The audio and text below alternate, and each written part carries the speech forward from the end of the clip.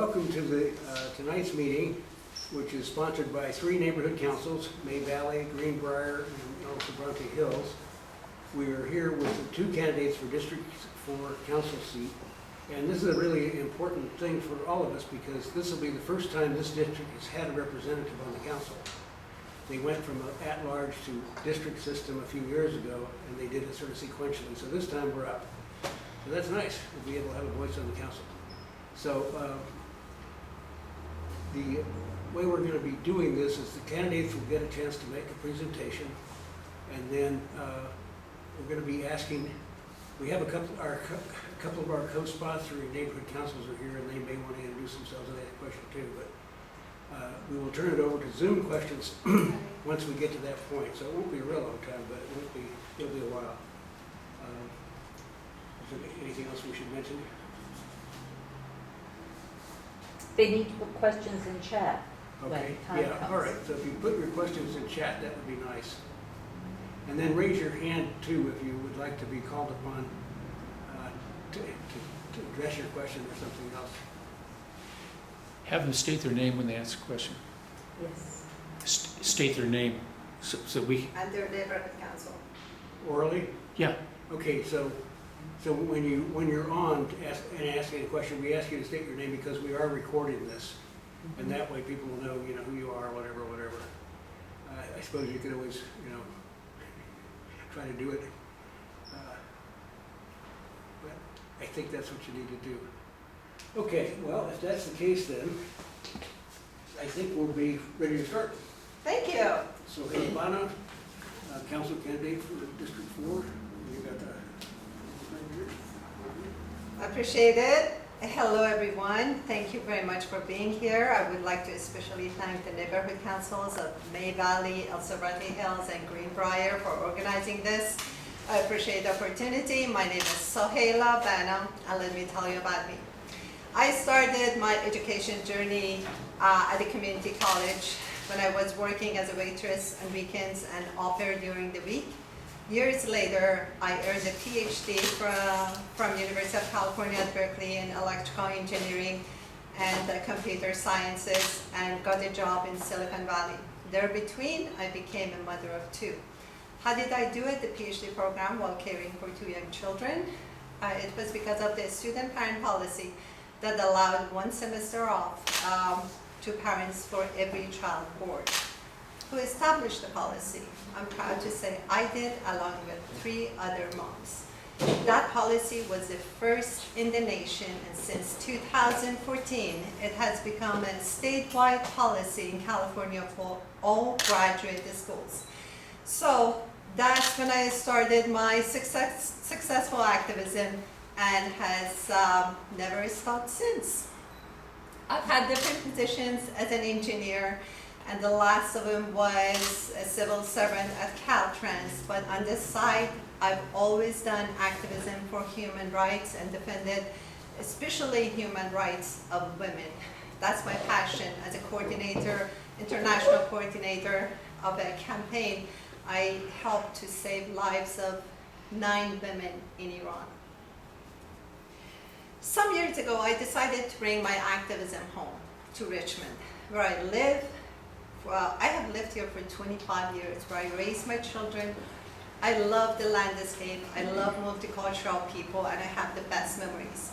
So I brought my volunteer work and activism by first representing the city of Richmond at the county level, mosquito and vector control district. I'm a commissioner at Richmond Recreation and Parks.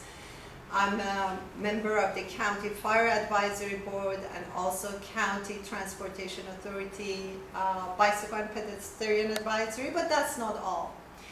Most important and above all, I started community building. I started advocating for this community and organizing. And I started a grassroots community group, 94803, that's our zip code, Emergency Preparedness Alliance. Because I wanted our community to have a voice and address our needs. So if you look at the map of our area, you see a huge red zone, which is a wildfire area. you see the Hayward Fault, you see two thick lines crisscrossing Interstate 80 that are major gas transportation lines. So, and should I mention Chevron? You name a disaster and our community is prone to it. Are we okay or we lost it? No. There, You're sorry. on. It's Okay. sharing my screen on there. I apologize. Okay, no problem.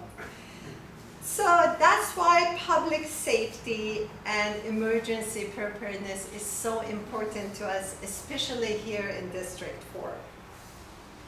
Wildfires have happened in Oakland, Paradise, Santa Rosa. It could happen here too. So we should take it seriously. The good news is that out of that grassroots community group came an established organization, the West Contra Costa Fire Safe Council, that has on its advisory board the fire department of the city, county, also EBMUD, East Bay Regional Parks, Caltrans, Cal Fire, PG&E, and many other agencies.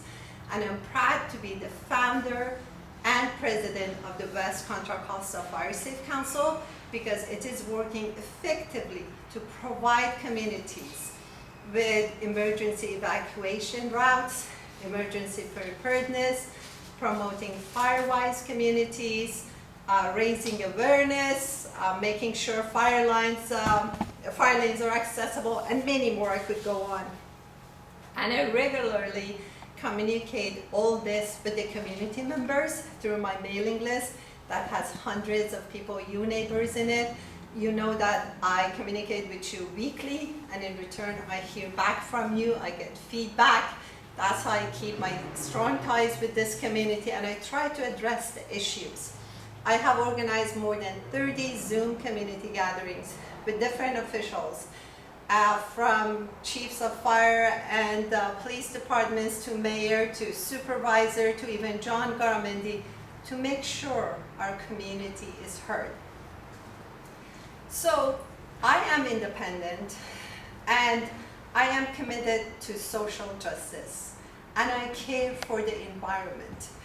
My slogan, committed to community, was picked by you community members because I am committed to the community.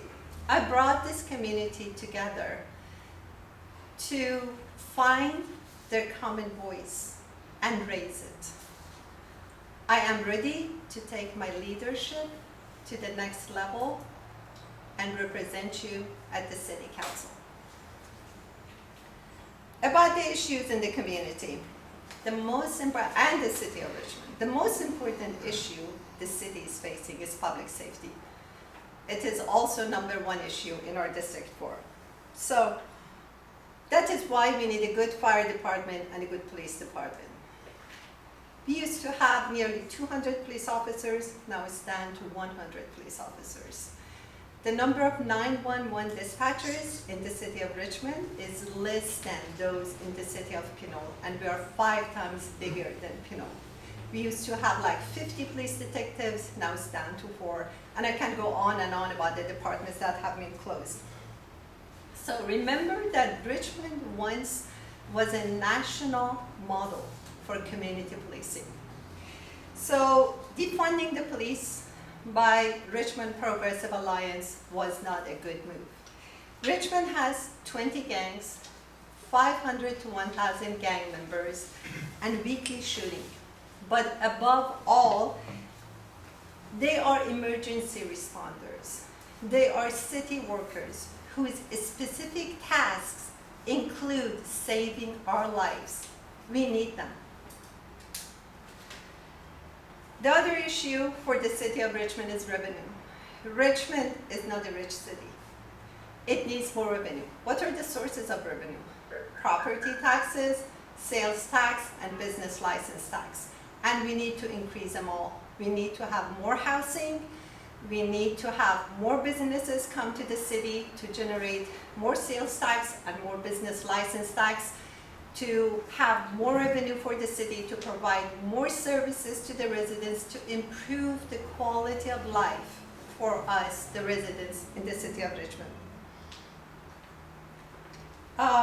My opponent is against housing and my opponent is against businesses. Housing is very important in the city of Richmond. Although I think District 4 is capped for housing, we need both we need housing and affordable housing, and I promise to increase redevelopment that has been done, expand the program by Richmond Community Foundation that has started. We also need transitional housing in coordination with the county social services to get people off the street. When elected, the first thing I do is to get together with the city administration to build a working relationship, and also with my fellow council members. And then I will reach out to all the sources of money that is available to the city of Richmond. Remember, President Biden has signed bills with hundreds of billions of dollars for infrastructure, roads, bridges, reducing congestion, reducing pollution, public transit, climate action, and green jobs. We need to tap into those resources at the city and federal level. We need to get our share of the big pie. This can be done through relationships with the state and federal elected officials, and I have built that relationship through my community work.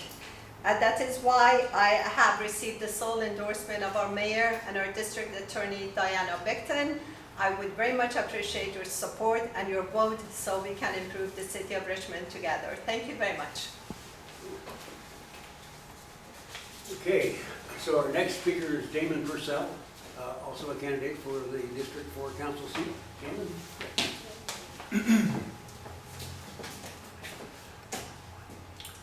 Thank you. Having spent 3 years on the May Valley Neighborhood Council, it's an honor to be invited to this forum.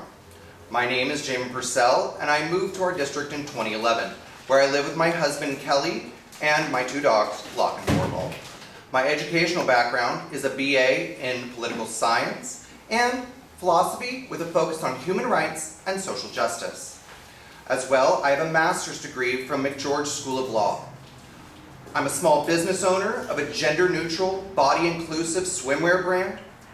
And as far as my community work, well, since moving here in 2011, I have dedicated my time to the community development and grassroots organizations with a number of organizations. I served on the May Valley Neighborhood Council as treasurer for 3 years, and I'm a founding board member of Richmond Rainbow Pride, through which we've uplifted minority voices in our city and was part of making sure that the city now raises the pride flag at City Hall every year. So I think my deep involvement with this community and that I've studied political policy definitely adds to my ability to serve as our district well. But I also want to share a bit about my values. I'm the only corporate-free candidate running in this district, and that allows me to serve you, the residents of Richmond, versus corporate interests. This is particularly important to establish as a value for our area, which is getting representation for the first time in almost 30 years. My platform prioritizes an expansive view of public safety and quality life improvements. I think the best way to improve public safety is by focusing on prevention, not just showing up when something bad happens after the fact. The more we focus on prevention, the more we have a city that truly enjoys safety and security. That includes investment in gun violence prevention, jobs for youth, support for the unhoused residents, better emergency response times, and engineered traffic safety solutions. That's why I'm endorsed by the Democratic Party of Contra Costa County, the Sierra Club, 2 unions that represent our city staff, and such electeds as County Supervisor John Joya, former Richmond Mayor and current City Council member Gail McLaughlin, and El Cerrito Mayor Gabe Quintos, among others. I hope I can count on your vote in November. Now, what do I see as the most important issues confronting the city in District 4, and how would I respond to them?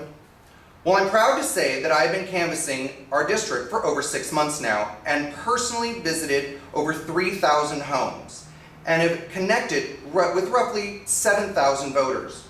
So a huge part of my answer to this is dependent on the conversations I've been having with our community over this time. I see 3 pressing issues, both for our district and the city of Richmond. First, I want to expand on our sense of community safety. We can achieve genuine public safety in Richmond by investing in preventative efforts and interventions which address root causes of crime and other kinds of danger. Crime and wildlife prevention is key. Police officers can only do so much, and I think that the city should provide services that are additive to the police force. These investments include street safety measures, fire prevention efforts, and establishment of community-based mental health crisis response programs. In addition to investing in these crucial safety services, it's essential that we improve and better fund other city services. I want to push city services, weed, trash abatement, quality green spaces, up to the level of our neighboring cities enjoy. That's why I'm the only D4 candidate that supports the full implementation of Measure U, which was approved by 73% of Richmond voters in 2020. By making big corporations pay their fair share of taxes to our city, we'll have the millions of dollars necessary for the work for traffic safety solutions, better city staffing, and a cleaner, better functioning city. Third, I would prioritize affordable housing and renter protections. As a city, we have to increase the amount of housing available for our residents. We can do that not through building on our hillsides or where green spaces should be, but through infill, building in our city centers where infrastructure already exists, and in neighborhoods suffering from abandonment and blight rather than devouring the beautiful open spaces at its edges. Young people should be able to afford to stay in the city that they grew up in, and young families should be able to secure stable housing. By providing affordable housing and renter protections, we can ensure stability for our communities and prevent displacement and homelessness. Now, what would I do when first elected? My first priority would be to increase city staffing. There are so many things that we associate with quality of life that increased city services would improve immediately. Dumping, cleaner streets, overgrowth abatement, repairing signage, improving response times. I plan to aggressively promote the 130 plus open positions, highlighting the perks of a career within the city and improving our community. That's what attracts businesses and the workforce, a clean, safe, thriving neighborhood. YouthWorks last year can fill the gaps, YouthWorks can fill the gaps within our school system to enrich the lives of our young people with educational opportunities, job training, and summer school programs. We can bring the services that were farmed out to private industry back in-house, so we can have accountability, follow-through, and transparency. That will improve public safety as well within our community. Further traffic safety. Proven engineered road safety solutions will get sideshows and donuts out of our neighborhoods. They've been implemented in Oakland and Berkeley and other cities, and we need to bring them here. Traffic calming can make it so it is safe for our children to play in the streets again, and we allow people using bike lanes to feel safe when traveling around. Further, there is no way to put a police officer on every corner.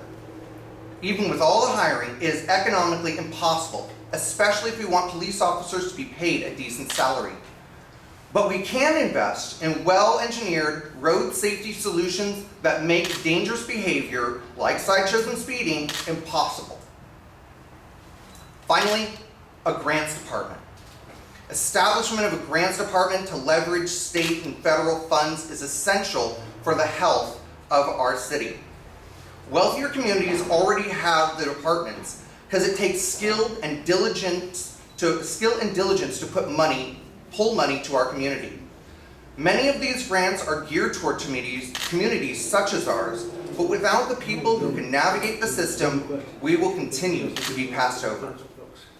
That's why I hope, a few reasons of why I hope to be able to have your vote in November. Thank you. All right, we do want you to know that we are going to have a closing statement from each of the candidates at the end of our meeting. Right now, I think we will go to people on Zoom and our technical expert and a bunch of other things. Marilyn Sarney is going to take care of that function right now, so hang in. Okay.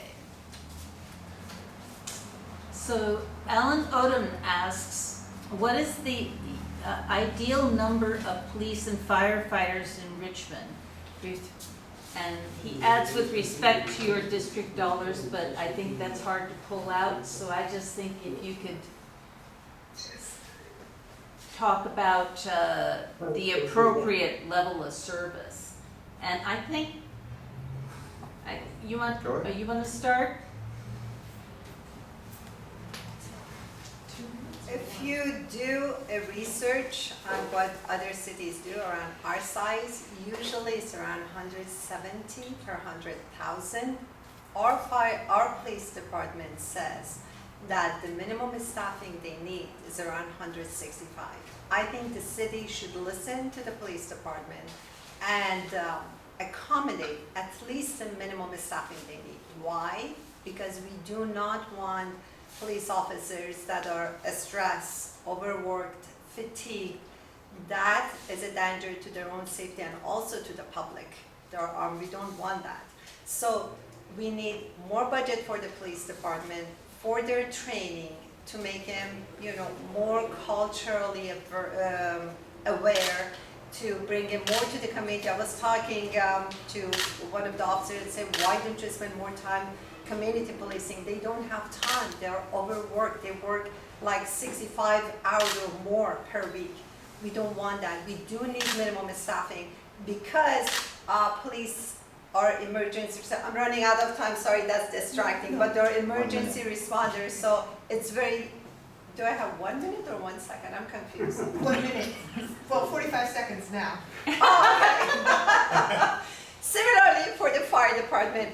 And the more we have, the more revenue they may generate through enforcement. We need more fire inspectors also for the fire department because we need inspection for wildfire safety and wildfire mitigation. We need more education, public education. We don't have that right now. Our fire department is at the mercy of the public works for many of the work that needs to get done, and they are frustrated because they don't receive the level of cooperation that they deserve from public works.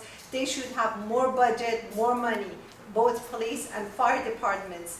Emergency, public safety is the most essential service the city provides to us. Thank you.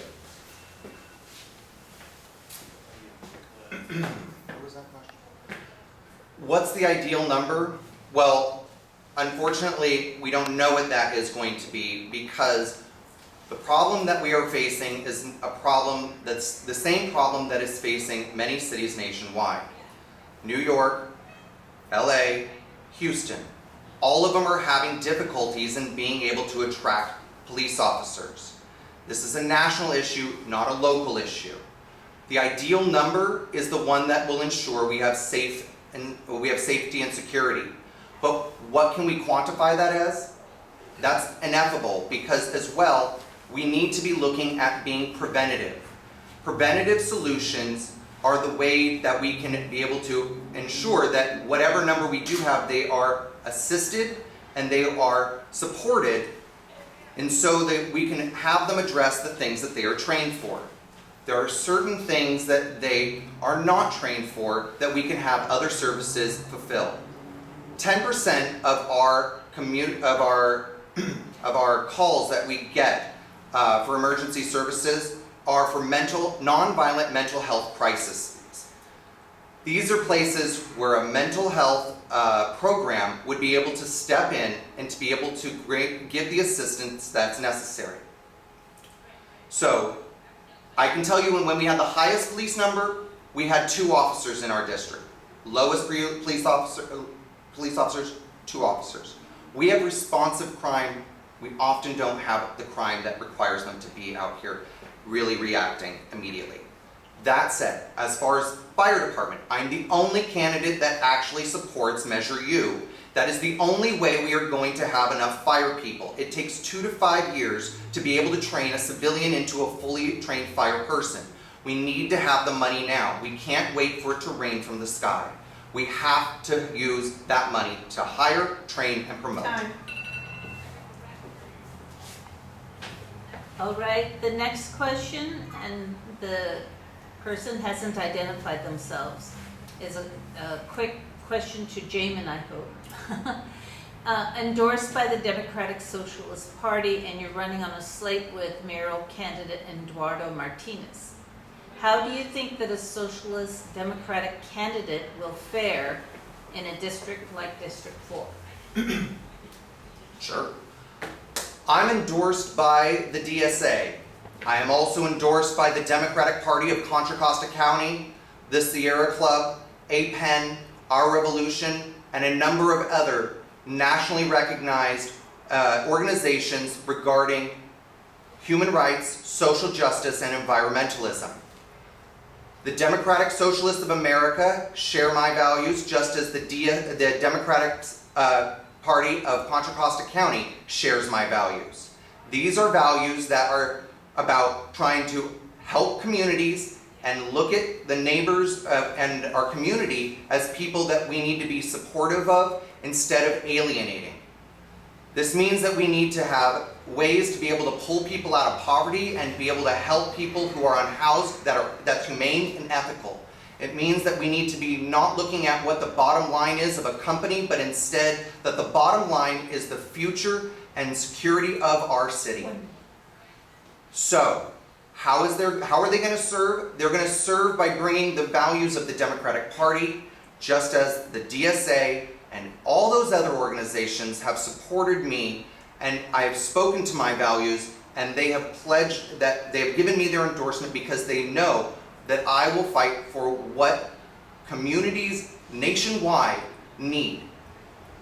We need to help our tomorrow, not give in to the fear of what may be. Can I use my time, 2 minutes, to talk about something else or not? About something else? It's okay. I guess, let's go to the next one, because actually, I'm going to jump down slightly. For both candidates, how do you expect businesses to stay in Richmond when they're being taxed on gross receipts instead of net or profit? Thank you. That's what I wanted to talk about. So, unlike what Jamin claims, I do support Measure U. I voted yes for it. Our business license taxes were flat for 30 years. It was time to increase it. We need to tax our businesses in a way that we maximize the revenue for the city, but keep them in the city. Attract more businesses to the city. If Costco says, business like Chevron is not going to move, so we can tax them as much as we want, and the law allows us, and we can, go with it. But Costco may not move. We may tax them as much as we want, but they may not open a second branch. Other businesses may actually move. Taxing on gross income should be done very carefully. It seems now, after the fact, that some businesses are close to getting into the red zone, unfortunately.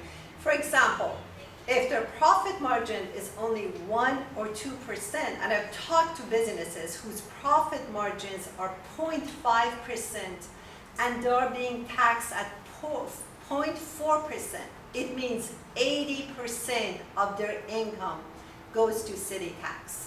Well, we need to have more businesses because the sales taxes generate revenue for us, and business license taxes generate revenue, and they bring employment and jobs to the city. That's a good thing. So we need to modify some portions of Measure U to make sure we retain the existing businesses and bring more businesses to the city. Thank you.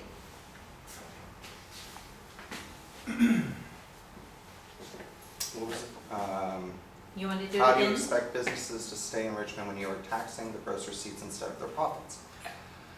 Okay, well, the reason why we are doing that is because that is where you can see an honest accounting of what the businesses make. So, why we are doing that is because, as the other person running has said, we had a flat rate for a long time, which meant that some businesses were paying grossly under what they should be. So, what are we going to do with that money is the important question. What we're going to be doing with that money is going to be filling out the departments that are running on a skeleton crew. They are going to bring the quality of life improvements that we need to the city.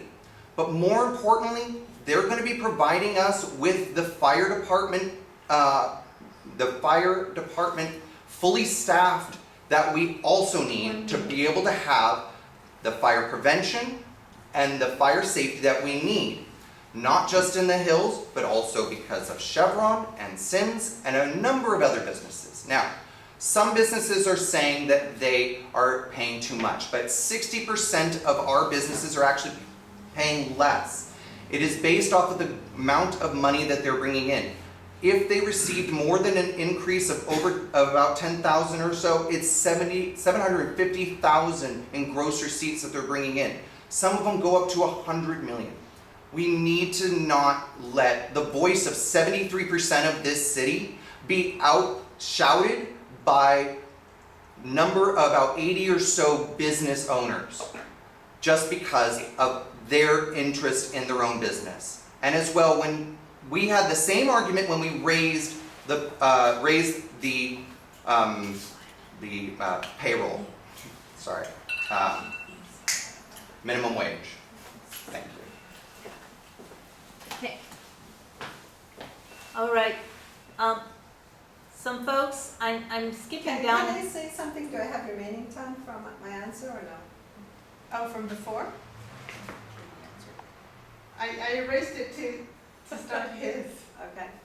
I'll tell you what, this next question, I'm trying to actually choose questions that's for both candidates at first. I just want you guys to know that. Thank you.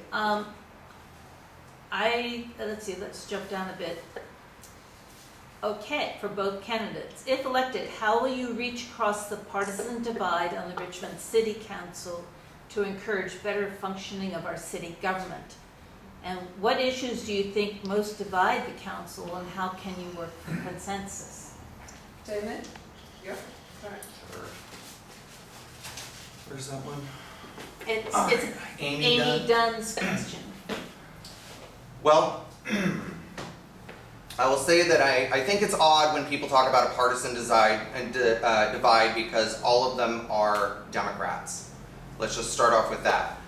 The RPA is not a party, it is an association of a number of different organizations. It has been painted as a party because, I don't know, but it's not a party. Otherwise it would be described as such and it would have other laws that it would have to conform to. Now, that said, what issues are dividing the council? It is that we have new ideas and we have old ideas. We have new ideas about how to address the immediate concerns that the city is facing. We have old ideas that are trying to represent the older interests that have long stood and tainted the politics of Richmond. This is things like development and fossil fuels that have been oftentimes a major problem within the city with regard to how they manipulate the political landscape. We need to be looking at new ideas, new ways to be able to address the concerns of a changing world. Already we have seen our communities divided by things like social media, such as Nextdoor and Facebook, and instead we should be looking at how the council is trying to not bicker. What they should be doing is looking at how are they not acting as colleagues. We are supposed to be only a few people, but have heard that there is also more conflicts outside of the city council meetings between staff and city council members from being hostile and beratement. We need to be kind to the people who work at our city because those people are going to be able to help us have a functioning city. We need to not disparage each other for our differences, but find common ground. And if your policy didn't get voted through, it's because it wasn't well sound and well argued. You need to find allies.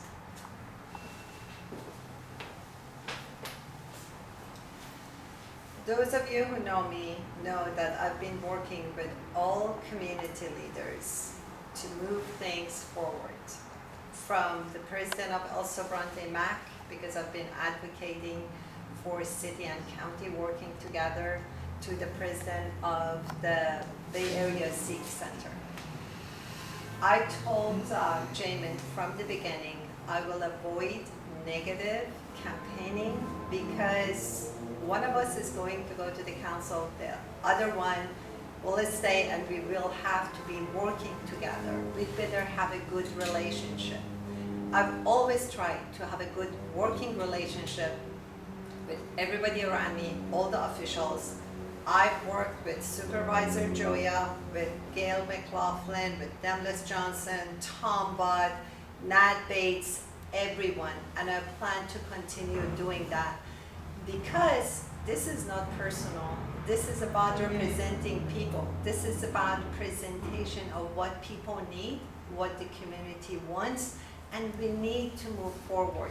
We need to rise above this dividedness that has brought the deadlock to the city politics. We need development, we need progress, actual progress. That's why I'm willing, I'm ready. I'm a very positive and optimistic person by nature. So I will work and do my best to build coalition the way I did at the West Contra Costa Fire Safe Council to bring all the agencies on board. It took a while, but we successfully did it. I successfully did it. And I plan to continue the same manner at the City Council, work not only with my fellow council members, but also with officials at the county, the state, and federal level as well, for the best of Richmond residents.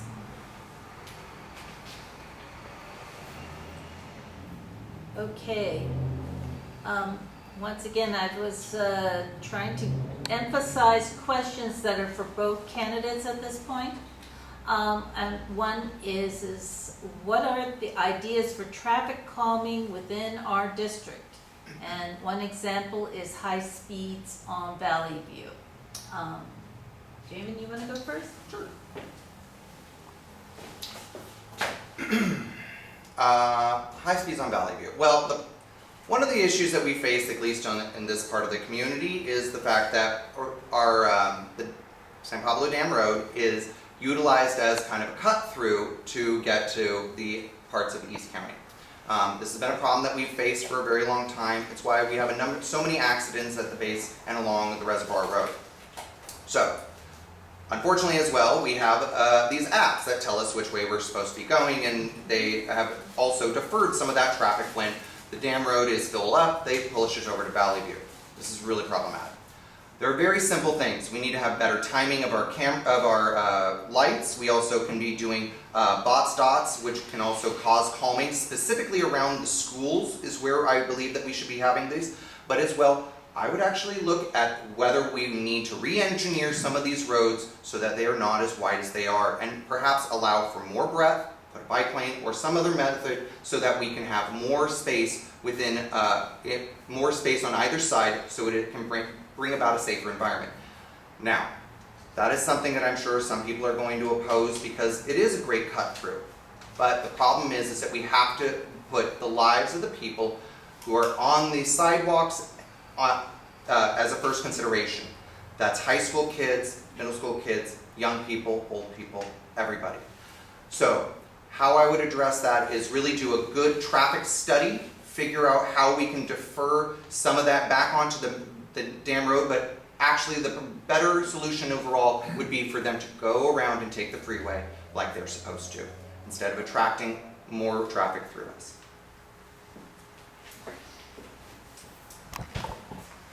Traffic safety is a major issue. I've talked to mothers who say they don't feel safe for their children to go to school. If you look at our District 4, there is not even one push button beacon for pedestrians. We need them, and you see plenty of them in Berkeley and other areas. I am a member of the County Transportation Authority on Bicycle and Pedestrian Advisory Committee, and I know there is a zero vision plan to minimize, bring to zero traffic casualties. I've asked them to come and have a presentation for the community because I know there is a road diet plan for San Pablo Dam Road, they have plans for Uphill Way, and we need to be that squeaky wheel to get more grease and more attention to our community, and I am working on that. But, 1 minute. okay, thank you. So, one of the main issues in this part of District 4 to the east is the problem of cooperation between the city and county. We need to bring them together. I've been working on it a lot. We do have a citizen group actually that works on traffic safety. We need to work more on it.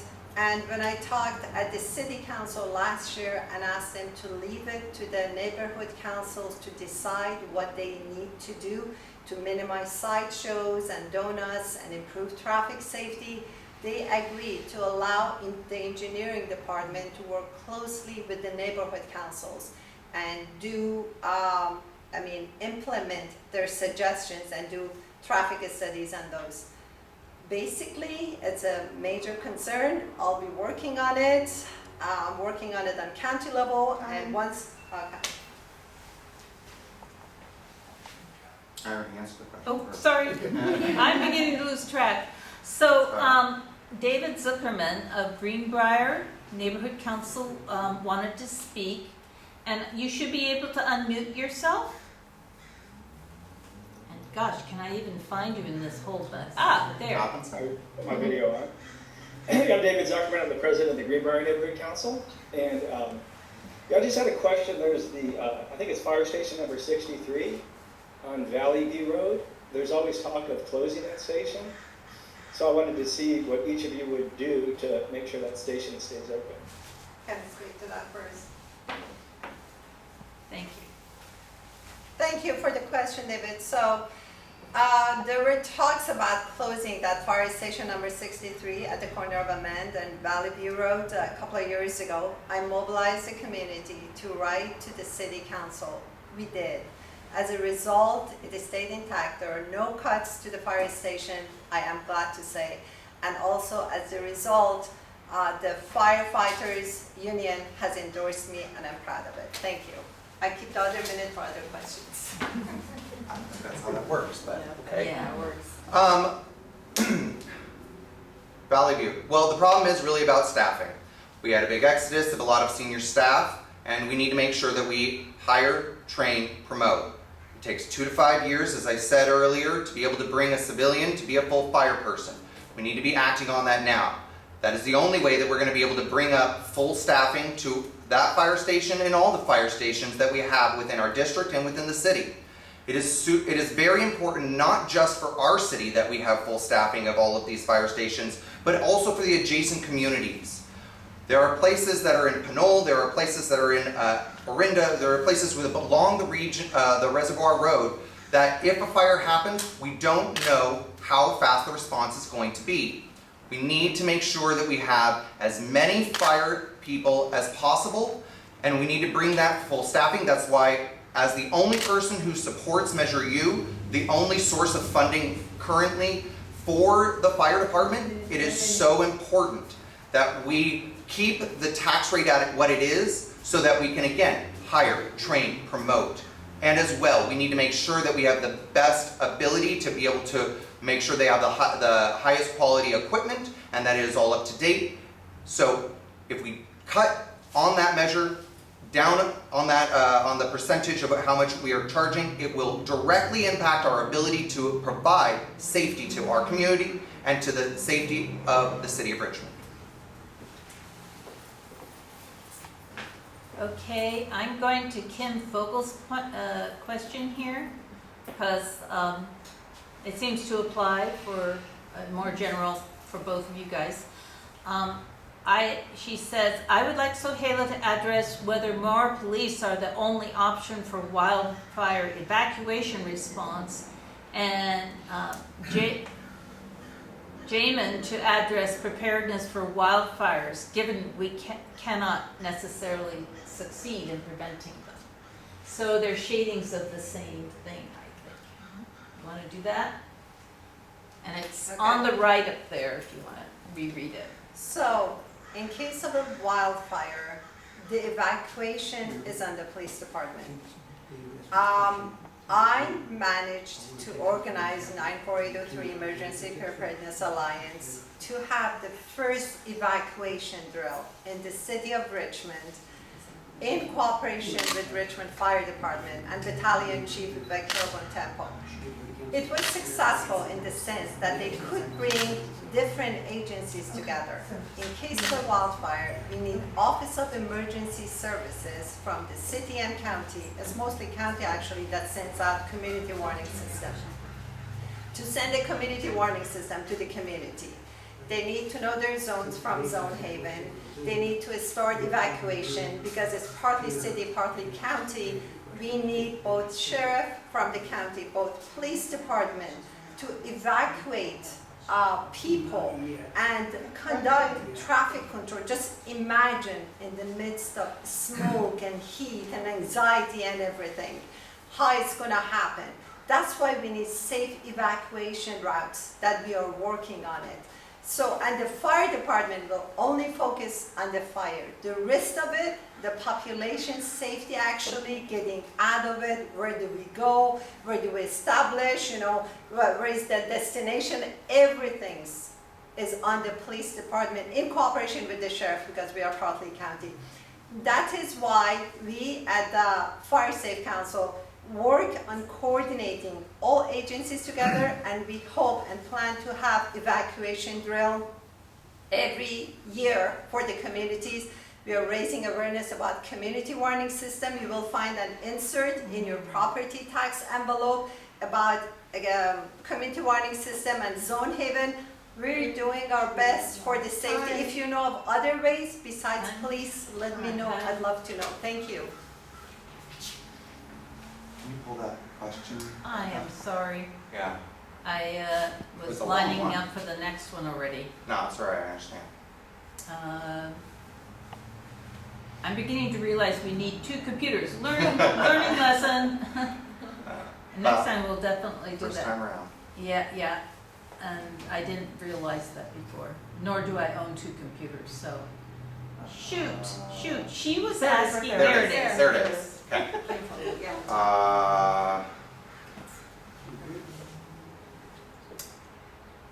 Okay. To address fire preparedness for wildfires. So again, Measure U is going to be the way that we are going to be able to fill out the rest of the departments, because it is not just the fire department that allows for fire preparedness. It is also the Public Works Department, which does weed abatements and it makes sure that we don't have dead trees. It is also the Transportation Department that makes sure that we have safe evacuation routes and make sure that they're well paved and make sure that they're going to be conducive for whatever method that we have to get out. So we need to be able to fill out all of these departments. It is often said, it takes a village. It is not just upon a singular department. They do much of the fire preparedness, but as well we need, again, to bring up that fire department staffing.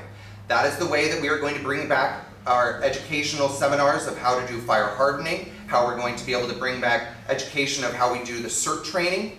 The last time we had somebody with CERT training, they were here for, I believe, only about a month and a half or so before they were out. We need to get somebody in-house, so we have constant classes going.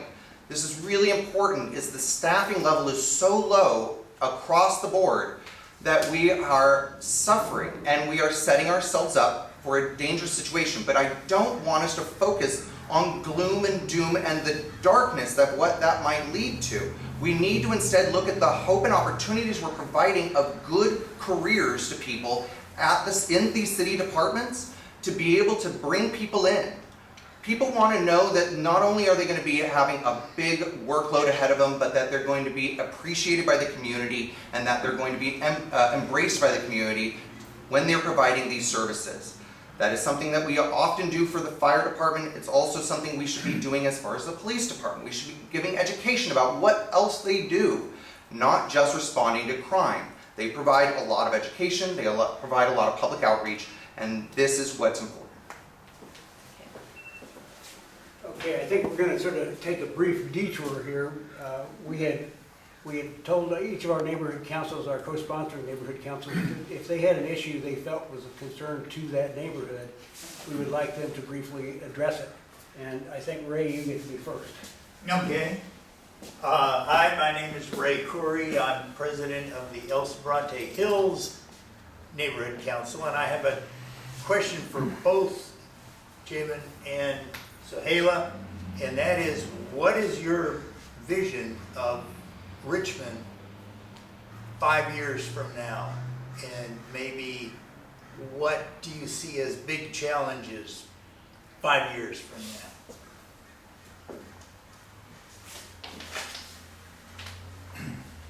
I hope we can reduce trash, blight. We can work on development, redevelopment. We can make Richmond a city that is inviting to both residents and businesses. We can improve the city. We cannot be the way we were, 2 decades ago. We need to move forward. It takes coordination, cooperation, planning, but we can do it. Look at the beautiful city of Richmond right by Silicon Valley in the Bay Area with hundreds of billions of dollars in federal money. We can use it. We can plan development, progress, redevelopment. I mean, all the blight, all the vacant lots with grown weed and everything, I imagine them to be built. I imagine the city to subsidize the paint, have signs, walls, houses be painted, look nice, look different. I mean, that broken window theory, that if you fix broken windows, the neighborhoods improve, that works. That's a part of what Richmond needs to do. And an important thing, I believe in 5 years, under the leadership of West Contra Costa Fire Safe Council, we have improved a lot with regards to wildfire safety. We have all our fire access lanes practically ready, available, reduced vegetation, almost no fuel, lots of fire-wise communities. It's going to be a lot better community, and we're working on community building as well. This community needs to have its voice, and having a representative from District 4 just lifts us up, gives us hope. We can do our share, we can have our voice, we can participate and do our share in building this city. Thank you.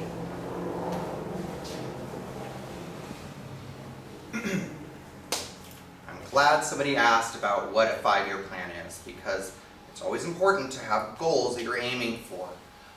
What I see for the city of Richmond is manyfold. Let me start off with the Hilltop Mall.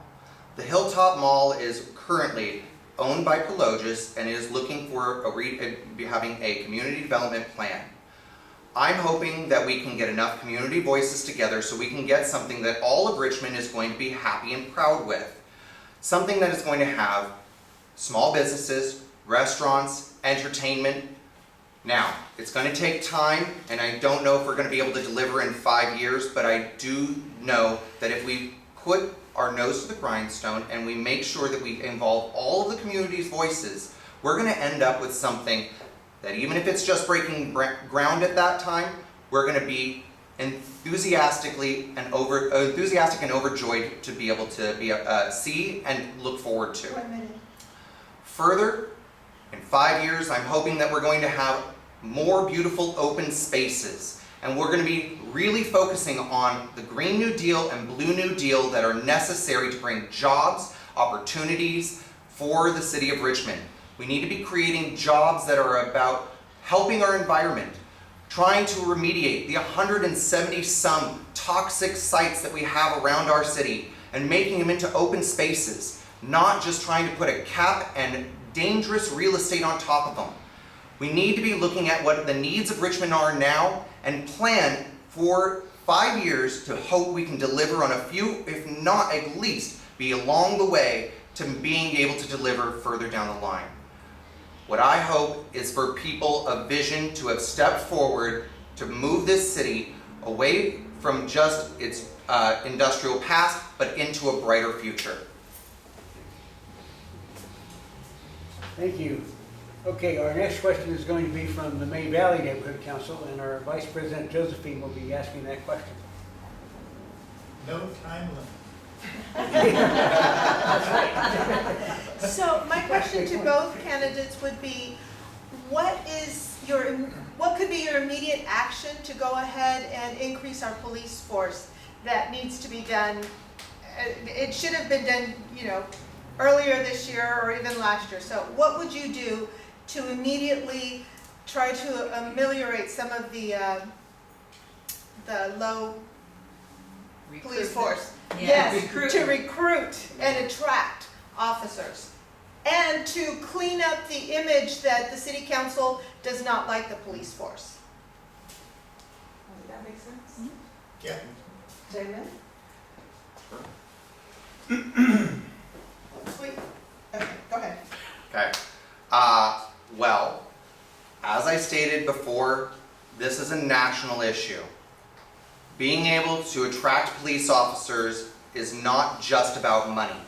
It's about quality of life, but it's the same problem that they're facing with the military, that they're facing in the police force. The newest generation and my generation are not interested in these jobs. We didn't go to college for these jobs. We are not pursuing these forms of employment.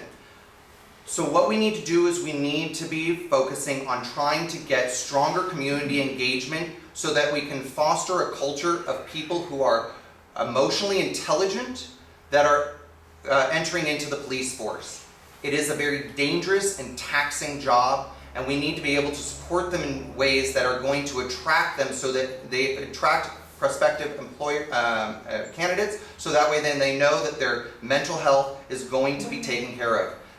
That also can include things like being able to have after de-escalation therapists after there have been shootings and violent situations. Police are not anything different than the rest of us. They're people. They need to have their needs met as well. But the problem is nationwide, whether you reallocate it like we did here in Richmond or whether you increase the budget, you're having difficulties in recruiting. It's something about the culture that has been fostered in the previous number of decades that we need to fight against, and we need to reinvent and reinvigorate what public safety is going to be to attract officers so that way then they are interested in these jobs once more.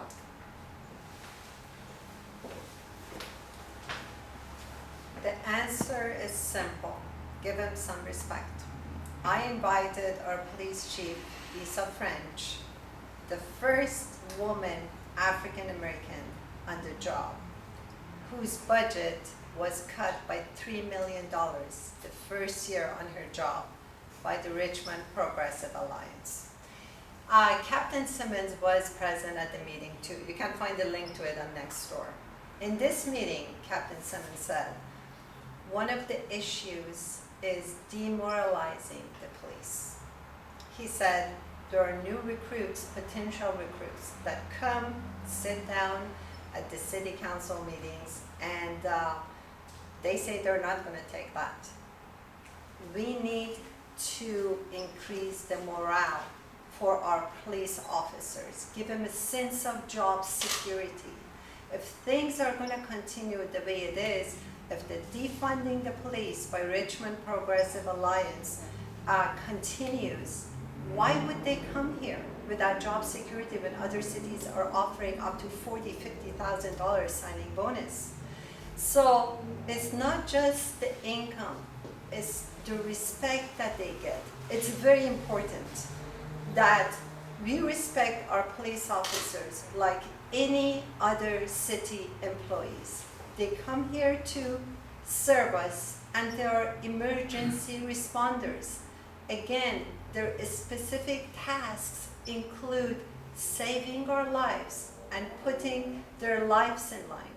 So we should respect them, and that's the least we can do and get started by that, in addition to negotiating salary and bonus and other things. But I believe respect is very important for any job. Thank you. Okay, I'd like to put forward 2 questions that come from the Fairmead Hilltop District, which they have some very unique needs we haven't talked about yet. So one of them is, the first one I think is, what would you suggest as for future plans for Hilltop Mall? Sure, I'll be happy to. So, I'm an engineer, so years of experience as an engineer makes me pragmatic. We need to look at the constraints when we look at the solution. We cannot just say, we don't live in the clouds. We cannot say this is my ideal solution, this is the best solution. You need to look at the constraints. Some company has paid $120-something million to buy it, they need to make money. At the same time, the city has its own constraints, and the residents have their own expectations, needs, interests. The good thing is that the city is bringing them together, are having public forums, and in my community email, I will let you know about one of those public forums coming up, I believe on September 27th, that we can get together and voice our expectations and needs and have them work with us. And as I remember, the largest representative in the last meeting I was at Fairmead Hilltop Neighborhood Council said that they are willing to work with the community as long as they're realistic. Otherwise, they will leave, they will sell and leave, and then someone may bring plans for making it a homeless encampment, which you don't want. Nobody wants it. So let's get together with Prologis, provide our public input, understand their position pragmatically, what their constraints are, what they can do for us, and try to work with them our best to make it a win-win-win situation for residents, for the city, for Prologis. Because the better it is, the more taxes and revenue will be generated for the city as well, and it'd be awesome for Hilltop and Fairmead Hilltop communities as well. Thanks.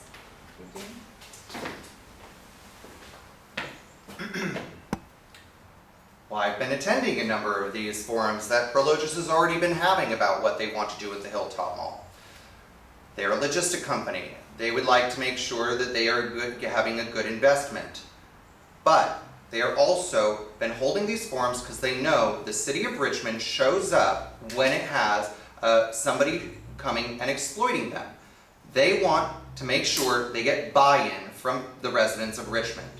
That's why they've been doing these forums, and that's why they've been listening to the residents and making sure that they implement those suggestions into their plan.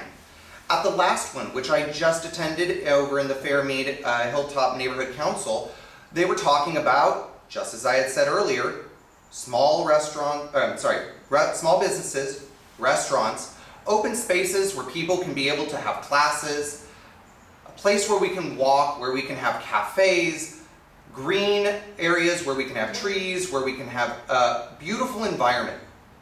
It really is why they're doing a community development plan and why the city is asking for that, because they want to make sure that it is a fully realized plan instead of just patchwork.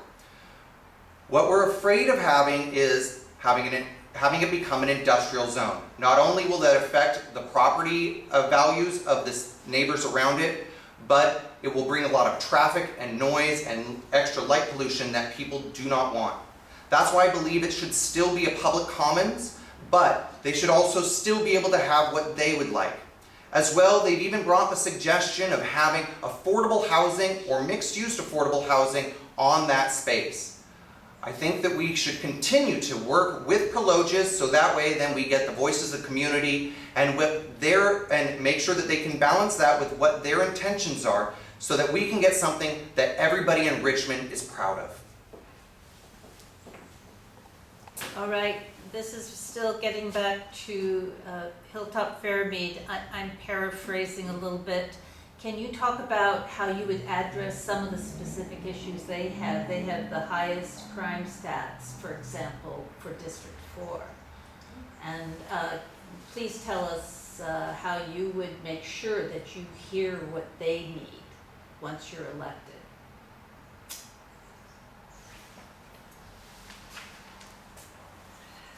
I've been walking Fairmead Hilltop, wonderful people, excellent. Some of the issue, let me just give you an example. There's a gorgeous piece of land, Fairmead Park, in Fairmead Hilltop area. And I saw a group of young men who wanted to play cricket, but they said the field was not level. Longest story short, I realized it belongs to the West Contra Costa Unified School District. It's not usable. I mean, the view is astonishing, but the fence and the condition, and it's dirty. We need community engagement. We need the city and the school district work together to improve the community, to improve sports, healthy recreations for the youth, to encourage them. I mean, you have a group of healthy young guys want to do something, have a recreation, there's no place for them. This should be the city's job to provide those facilities. As a member of Recreation and Parks Commission, I have told the city before, we need to facilitate this. We need to cooperate with the school district. We need to bring down the fees for using different facilities.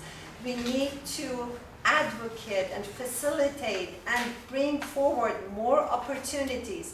Also, street cleaning, like the movement has started in El Sobrante, keep El Sobrante clean and beautiful. I think I'm planning with some of the volunteers to start doing it in Fairmead Hilltop. And I invite you to please join me. We can change the look of the neighborhood by a little cleaning, little paint, little cooperation with Unified School District, bringing parks to life. There is another beautiful park, gorgeous park. Just a little attention to those minor little things changes the face of the neighborhood. Thank you. All right. Oh, sorry, go ahead. So I thought the question was about crime. Is that correct? It was about how you would serve that area, but yes, crime is highest there. Well, one of the things that I would do to be able to try and bring, let me just start off with, as what Chief French has said, crime is going down. She was quoting specific stats from the Richmond PD as well. She also has stated that from the International Association of Police Chiefs, that as well, it is true that reporting of crime has gone down, but that is also on a nationwide standard. Now, that doesn't make anybody feel safe because it's all statistics. What we need to be doing to help bring down crime is we need to be doing preventative measures to be able to address these crimes and the issues. That means better lighting. That means more engagement from the community through Neighborhood Watch and better training on certain ways that we can help prevent neighborhood crime.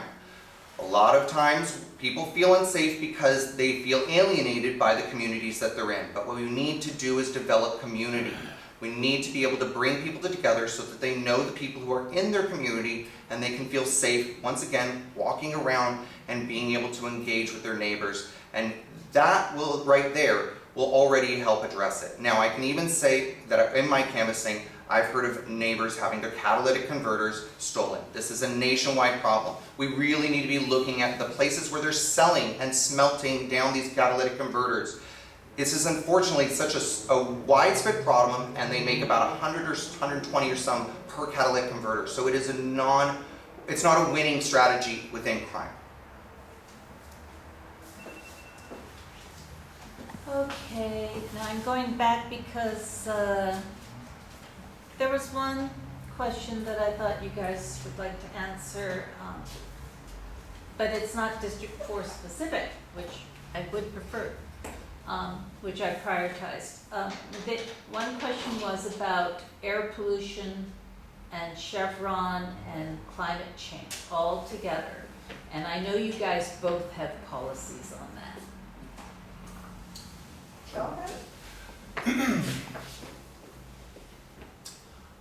Do we actually have the initial question or just broadly? I'm gonna go way back. I think it was actually number 2 question. All right. Sorry. No problem. That's a very I'm gonna good restart point. the timer, sorry. Yeah. I just want to make sure I'm addressing what is actually being asked. Mm-hmm. Shoot, where is it? That's all right, I'll just, Yeah. there we go. All right, what are your positions on Chevron's contribution and local air pollution and acceleration of climate change globally? It's like the second to the bottom. Yeah. Okay. Well, my position is that Chevron has contributed a lot to our air pollution, and we know this because of the tragic incident in 2016, as well as with the fires that we've had in 2012. Now, as well, we have also some of the highest asthma rates within the state. So much so that there's even what people have as called asthma clubs. This is a travesty. This is something that when I was growing up in Los Angeles, I remember if you couldn't see the mountains, you weren't allowed to run, and that was often. We need to be addressing this with our Green New Deal and Blue New Deal. We have issues not just of our air, but of the water and the soil. And even the soil is releasing gases. This is why the development in AstraZeneca was so dangerous and couldn't have residents who are young or old on the first level because of the emissions that would come up. We need to be doing remediation. We need to be doing a just transition. We need to be looking at a future that is not going to have petrochemicals and fossil fuels as its primary source of income. And I know that Chevron already has a plan for blue hydrogen, but we need to press them for green hydrogen. Hydrogen may be the future, but it has to not be in baby steps. It needs to be in strong leaps, and that is the way that we are going to be able to help with our air, with our pollution, and be able to build better soil and a better environment for the people who live here now and the people who will live here in the future.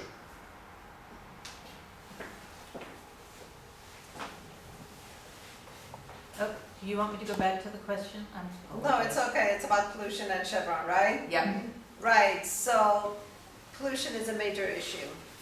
So the city needs to make sure Chevron is taking every action possible, all the air filters, to minimize the amount of pollution it contributes to the air. Another source of pollution we have are 2 major freeways. That's why we have such high rate of asthma. There was a study, and actually the city got a grant to install air monitors all over the city, and I forget the name of the map. I told the community about it in one of my emails on community mailing list. But you can see and monitor, so the data is very empowering. We need to see what the status is in order to find the solution. That's why we have that air monitoring. So the city needs to hold Chevron responsible for air pollution and also Caltrans responsible for air pollution. What are the solutions? 1 minute. Planting more trees, having more filters. I don't know, the city needs to look into it, hold them responsible, and get budget from them to find a solution. Because health and safety are important things, and also with in the direction that California is taking towards all electric vehicles, I hope that our refineries, in the area is an industrial area full of refineries around. I hope they take a turn into more green products and taking away from fossil fuel, going into bioproducts and things like that. I haven't studied exactly what can be done, but the city needs to look into it, find a solution, get them on the table, and find solutions for air pollution that we have. Thank you. Okay, I am consolidating a number of questions, but it's closest to Ucha's question. Tell us how you have worked with leaders who disagree with you, and what was the outcome? Sounds like storytelling time to me. Who would?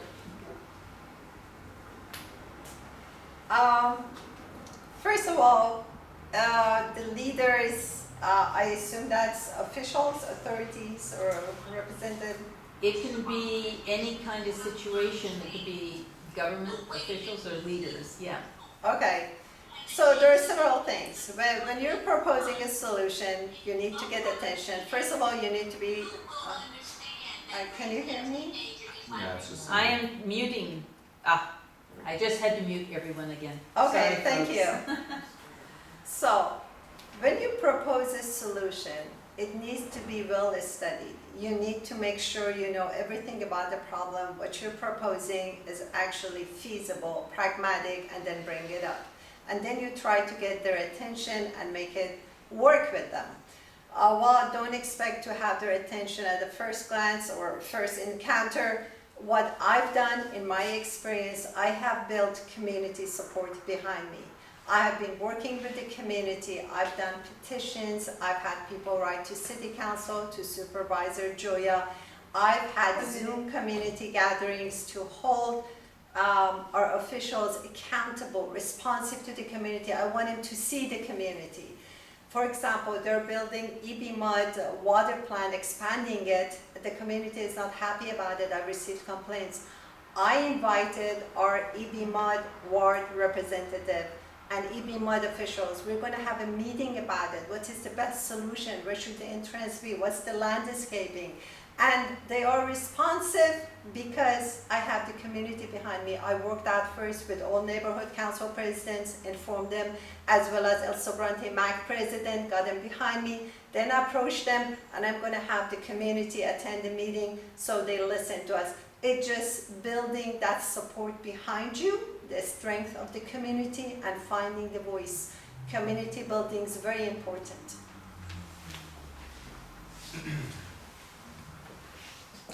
I think the question was a story about working with people that you didn't get along with. Is that right? Well, Something like or how did you work with leaders that. Mhm. whose you didn't agree with and come to what different kinds of outcomes? Well, They're not always people you just don't like. I try not to dislike anyone. Well, I think that I would probably go with an example that comes from when I was working on my master's degree. I was working in Sacramento, and I was working with Equality California. During that year, it was an externship for about 6 months. We were working on lobbying for various different bills at the state level and trying to meet as many people as possible to be able to encourage them to vote in favor of our bill. One of the ones was about, they dubbed it the trans bathroom bill, because they wanted to be able to alienate people from this good legislation. And so what we did was we really talked and listened to what the people who were Republicans and more conservative members had as concerns. But we really tried to express that on a human level, what that bill was trying to do was trying to let it so that people who are young or old caregivers that are of opposite gender can enter into bathrooms and assist the people that they're with who are needing of help. Now, this was really difficult because we had to overcome a stigma, and we had to overcome this perception that this was some sort of free-for-all. But instead, what we did was we tried to hear their concerns, listen to what really was the core shared values, and make sure that we could align on those values and then pull apart all of the things that were just bad rhetoric and misguided ideas that were actually just muddying the issue. That's why that passed. That's why it is now currently, I really am proud that on that lobby day, I was actually put on all of the conservative and more stringently Republican candidates because of my ability to listen and work with them and help people.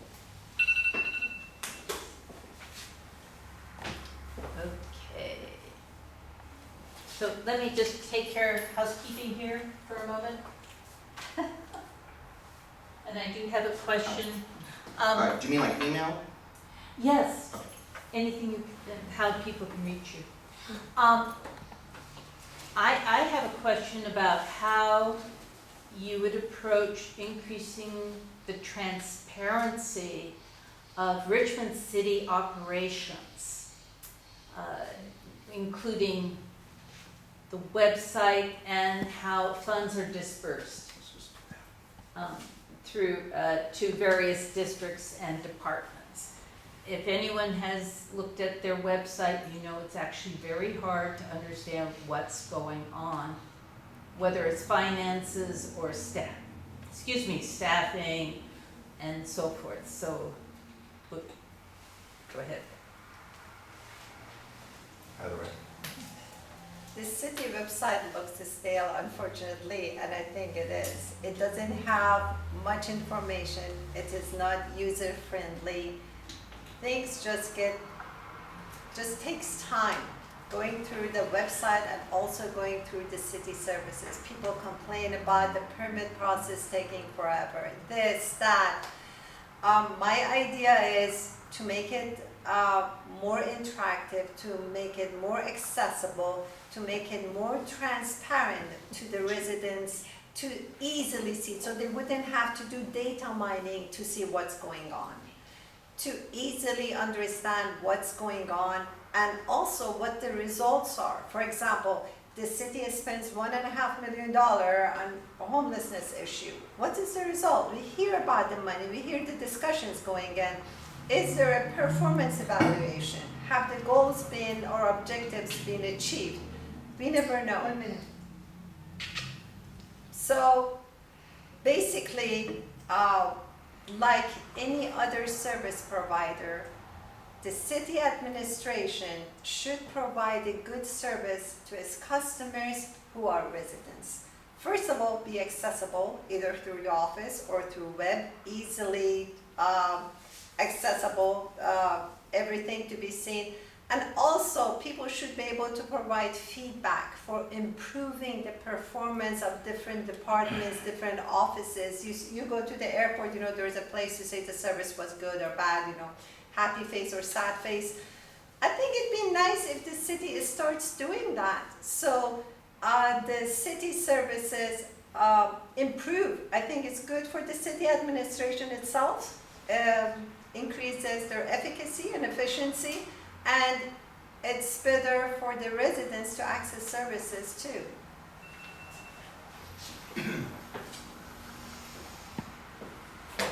City website reminds me of Angel Fire, which I guess that for some people you probably remember that because it's been a while. That said, I think that they do try their best, but like many departments in the city, they're really understaffed, and it's really difficult to go through and do a whole revamp of a website. Now, my husband is a web programmer and he does back-end programming, so I have a little vague idea of what that entails. But let me tell you, he works very hard, and it takes a lot of man hours, and people hours, should I say, of a team. And so we need to have a full team that is addressing that. Now, even further, I heard from that Shasa has this, the city manager has this flow chart of where projects are going and timelines and stuff like that. And it used to be in her office, but now it's in a more public space. But we should have something like that on the website. Something where people are able to directly see how projects are going, and as well as we're going along, have those links to the presentations that are made at city council meetings about the progress of these things. For instance, the homelessness issue that we are been facing has been addressed many times at city council, and there has been many reports about it. People just need to know where to find that and be able to dig through. But unfortunately, we don't have a full dedicated website to, turn these into really small sound bites, because they're complicated, and these are complicated issues. Governance is complicated. What we can do is provide the best tools, the easiest, most transparent way to be able to convey that information. And I think the best way to do that is to, again, fill out the staff.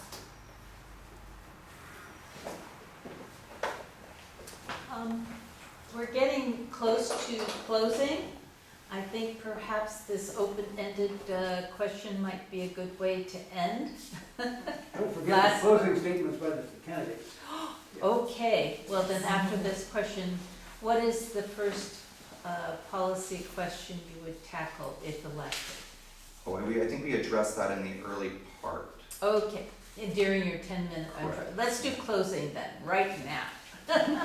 Okay, and so Halen was the starter of the whole thing, Damon, you get to be the starter of the closing. Sure, give me 1 second while I collect my notes.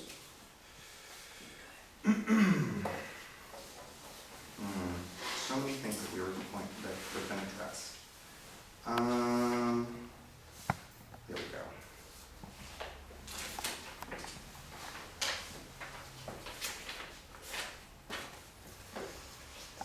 I've been involved in the community for a number of years, and I really believe that we have an opportunity to get many of our issues addressed. Often it feels like our issues are ignored. Just because our issues may not be as urgent as what is happening in the center parts of Richmond doesn't mean they are any less important. I've worked in advocacy in Richmond for many years and know how to navigate Richmond City Hall. The landscape of Richmond is changing, and we need to give young people and families the hope and opportunities they deserve. We need to help the next generation and not let fear of the unknown be what guides our decision making. And this is a time in our country when we have a generation that is aging out of the workforce, and it is incumbent upon us to be sure that the communities that they have invested in for so long are safe and enjoyable.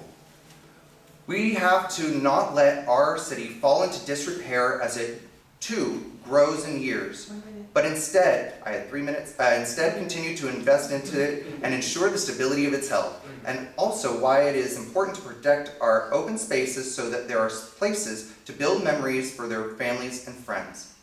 From talking to so many people from my canvassing, I know the values of Richmond align with my own in trying to look after my generation and the ones that follow.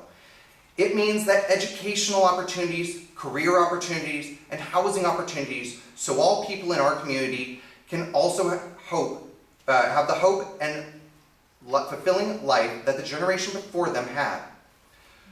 We have to act now and not only look at the immediate area around us, but instead think about how, just as this is one district within Richmond, what the role of Richmond will play within Contra Costa in building the future.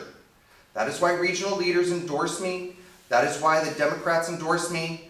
That's why Sierra Clubs endorse me. And that's why I believe I can help this community as we go forward into the future, come what may.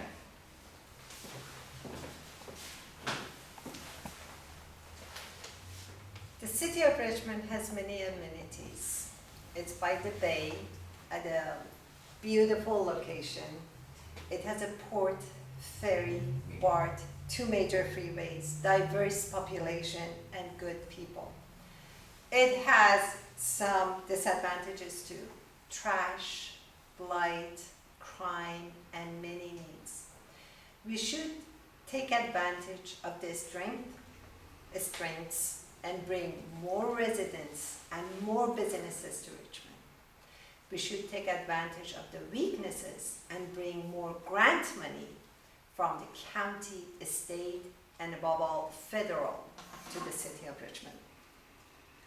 Public safety is the #1 issue for the city of Richmond and also for District 4. Wildfires happen in California. They cross freeways, they wipe out communities, they destroy cities. They are real. We need to be prepared. We need to do our best and have the best emergency responders in our very vulnerable city. Please note that I am the only independent candidate running in District 4.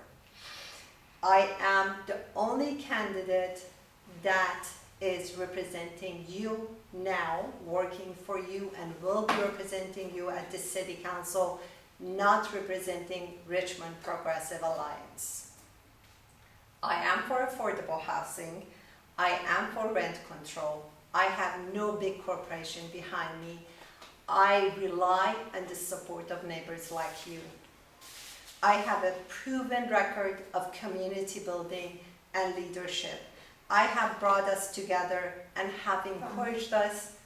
That's it? No, I need just a few more minutes, please. We are good people, diverse, with common interests and needs. We don't need any political guardians. We need our own representative. We need our own voice at the table, and we deserve it. This country is about democracy. I and many like me came to this country because of democracy. This election gives us a chance to represent our own representative, to have our own voice at the table. We don't need any political guardians to make decisions for us before the agenda is published. We need to have one of our own at the table. That's why I'm asking you to vote for me. That's why our district attorney has endorsed me. Okay. Time. I think Okay. we really have to call Yeah. time. Thank you. I appreciate your support, and I count on your support. Thank you very much, and have a good night. She got her extra minute. So I just want to say one thing personally, and it's me hiding behind my Thanks for your hard work. I just want to say, I know it takes a lot of bravery, real courage, and a quick wit to be a candidate. And I think we're actually extremely fortunate to have two very good candidates.